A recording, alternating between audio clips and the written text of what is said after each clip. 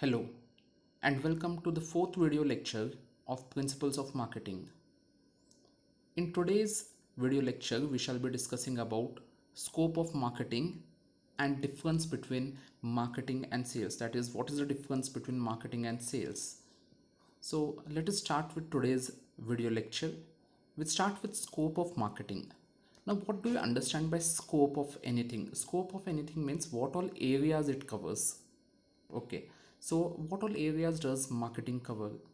In one of my previous video lecture, I had discussed about various things that can be marketed. I had said that anything that has value can be marketed. So what all things can be marketed? We have seen goods, for example, Colgate, Close Up. So all these things can be marketed.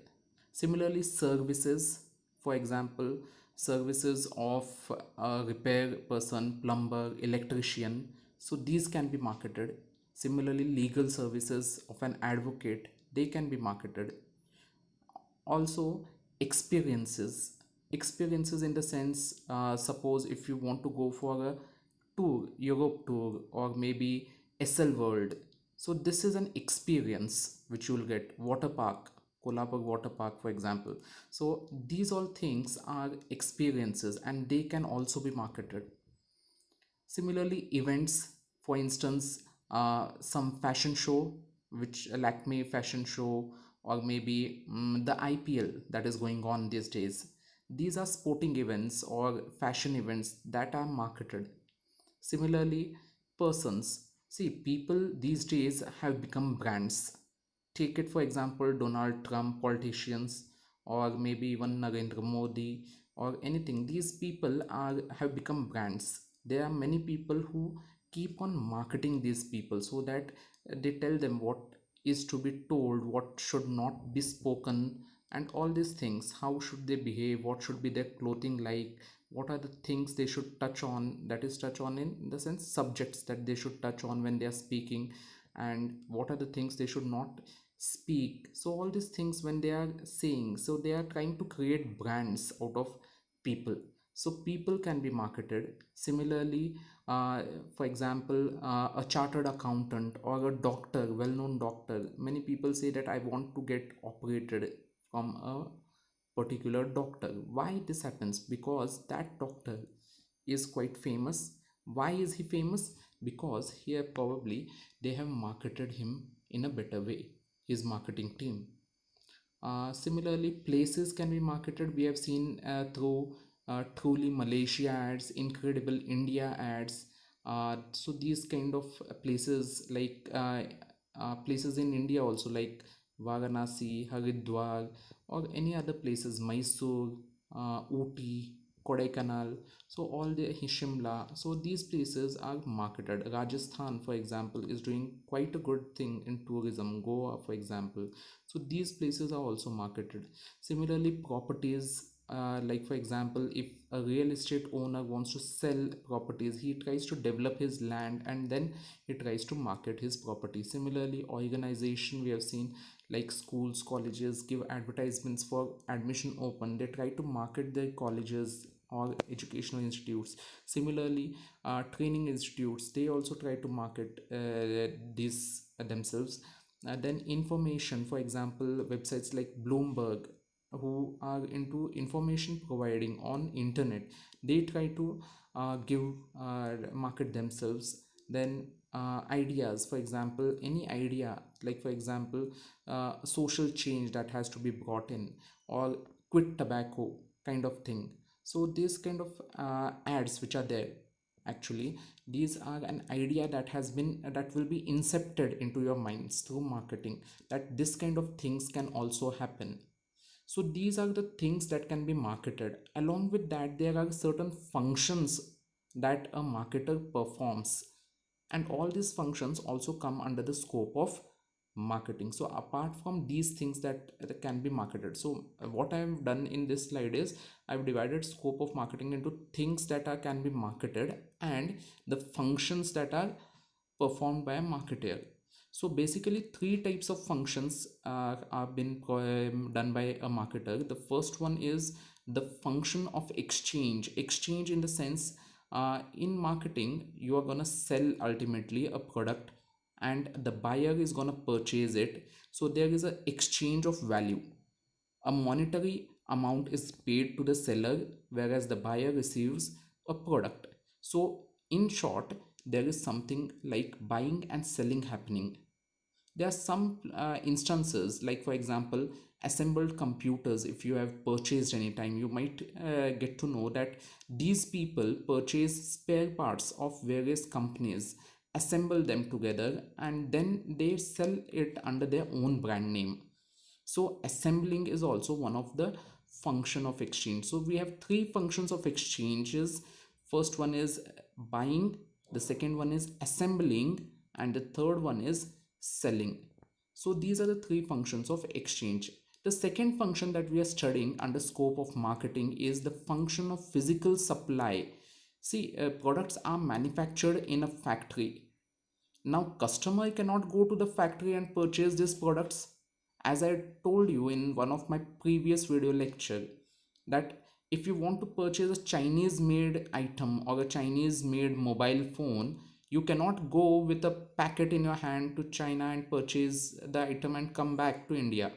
It makes no sense. In fact, what happens is the inventory management that is taken care by the Indian company here, that they import these products from China, they store it in their warehouses, godowns, and then they distribute it to various places in India so that it becomes available for the customers to purchase in a retail quantity, that is in a small quantity.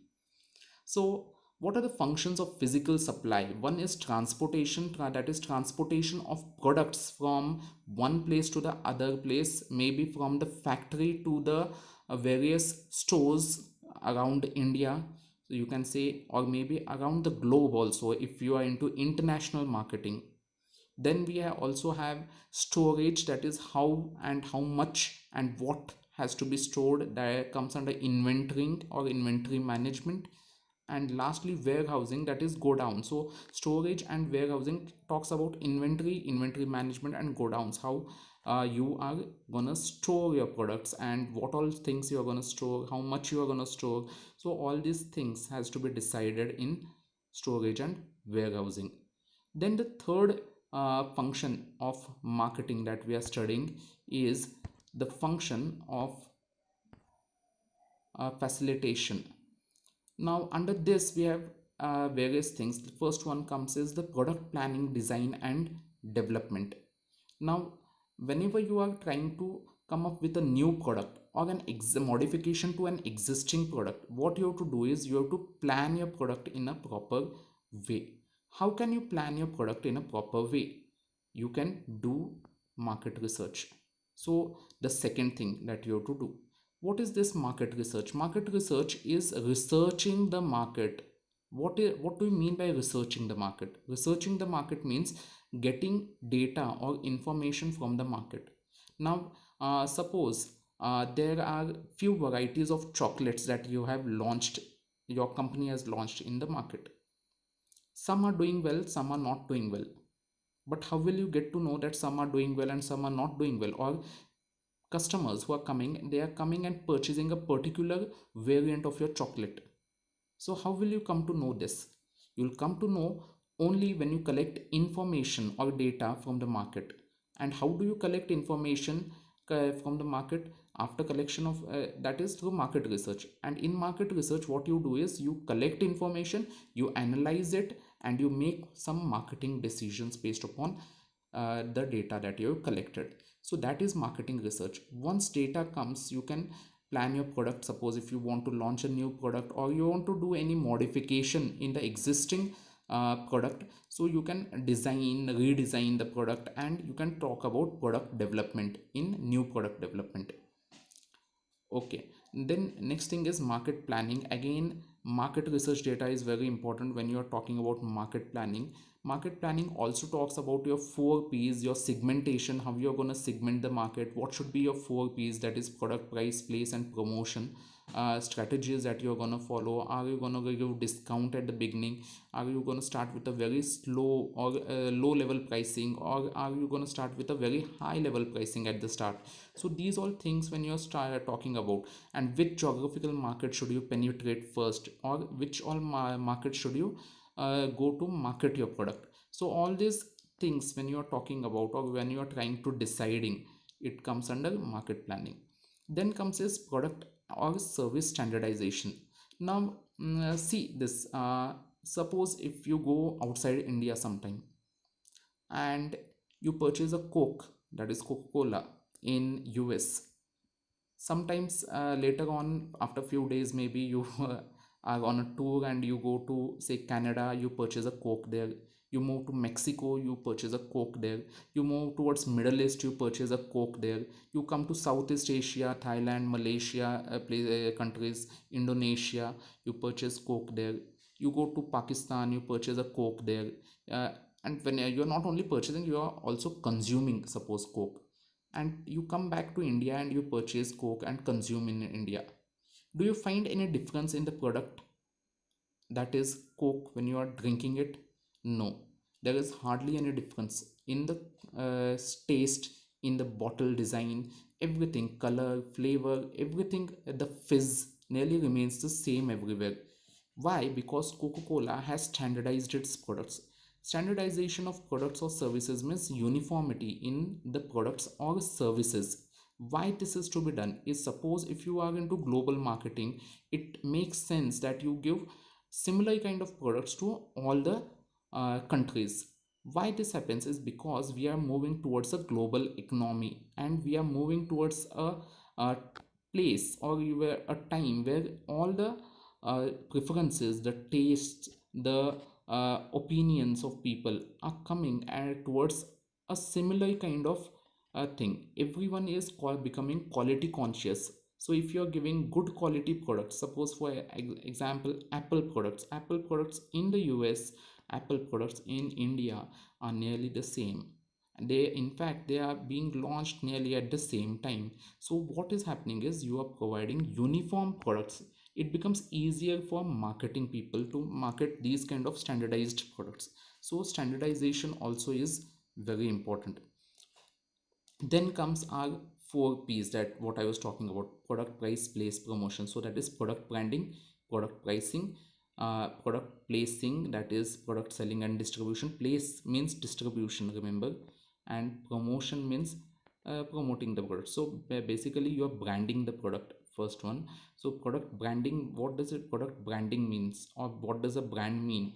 Now brand means it can be a name, it can be a logo, it can be a symbol, it can be a picture, it can be a song, it can be a jingle, anything it can be, which differentiates your products from that of your competitors. So it should identify that it has been manufactured by you. Suppose if you go to a shop to purchase, say, what rice, hmm, your mother might say you have to purchase rice, 1 kg rice of 46 rupees or 50 rupees, which you had purchased last month. How sure are you to find out the same rice packet this time also, whether the rice you are purchasing is the same company's rice or same rice which you had purchased last time also? It can, you can be sure only if you see the packaging. So that is nothing but the branding, name of the company that has manufactured. So basically what it means is, branding is, it identifies the producer or manufacturer, or at least the marketer of the product. And what it does is it differentiates your product from that of the competitor's product. So in this case what happens is, brand can be anything. It can be name, for example Tata Salt. When you listen or when you read this name Tata Salt on salt, you can very easily say that it is from the Tata group. Also it is different from Annapurna Namak. Then you have, it is different from any other salt packaging. Then you also have next one is product pricing. So product pricing, what does pricing mean? Pricing means to give an amount or attach a monetary amount to the uh, product that you are gonna market. So product pricing also very important aspect. We'll see in detail, these are there in further modules. All branding, pricing, selling and distribution, everything is there in detail in the coming modules. So this is just an introduction to this. So product selling and distribution, this is placing. So placing actually means you're distributing the product. Now how are you gonna distribute your product? Your company, see, any product, you go to your kirana shop, whatever product he is selling, he is not producing it, he is purchasing from a wholesaler. Then wholesaler, is he purchasing? No, he is purchasing from a producer or a manufacturer. So what is happening is, manufacturer is producing the product, he is selling it to the wholesalers, then he is selling it to the retailers, and then from the retailers you are getting it. So this is a chain of retail or distribution channel. So this is what is happening, and through which these products get distributed and ultimately reach you. Then comes sales promotion. There are promotions that happens many times during festival season. You might have come across Flipkart sale, Amazon sale, big billion days, big Indian shopping festival, and this discount, that discount, offers you might get, rebates you might get, offers like for example buy one get one free. So these kind of offers, discounts, rebates, whatever you are getting, or sometimes even contests. For example, Paytm comes up with contest, this contest, that contest, there will be a lot of contests and lucky draws everywhere. So these all things are nothing but part of sales promotion. They are trying to increase the sales and promote the sales. So this is also one of the scope of marketing. Similarly, packaging and labeling, I have already told you about 4 P's, that is product, price, place, promotion. In fact, packaging is now coming up as one of the major P, uh, along with these 4 P's. That is the fifth P, we can say, if possible. That is packaging. Packaging and labeling also plays a vital role, especially in a time when our organized retail, that is malls, supermarkets like Reliance Fresh, more, Big Bazaar, DMart, this is increasing. So at that time, packaging is playing a vital role, especially for people who are purchasing any item or a brand for the first time. They do not know much about the product because they have not used it. So probably their decision will lie only based upon packaging and the MRP, that is the price. So these two things are there, what they will decide. Similarly, it happens in online retail also, online selling. So because they cannot touch, see or feel the product in online retail, so what happens is, the customers go based upon the packaging, so and labeling. So that is nothing but packaging and labeling. And lastly, customer support and service. Customer support and service is also very important. Why? Because customer, uh, suppose how to suppose if you're selling an insurance, and the customer has any doubt in insurance, or he wants to renew his premium online, so he needs certain help, he might call the customer support or customer care number and get his problem solved. Similarly, customer service also. Suppose if you have a washing machine, you have purchased a washing machine, you do not know how to install it initially. So the person from the company will come to your place the next day. He will install the washing machine for you, provided you have the plumbing connections, and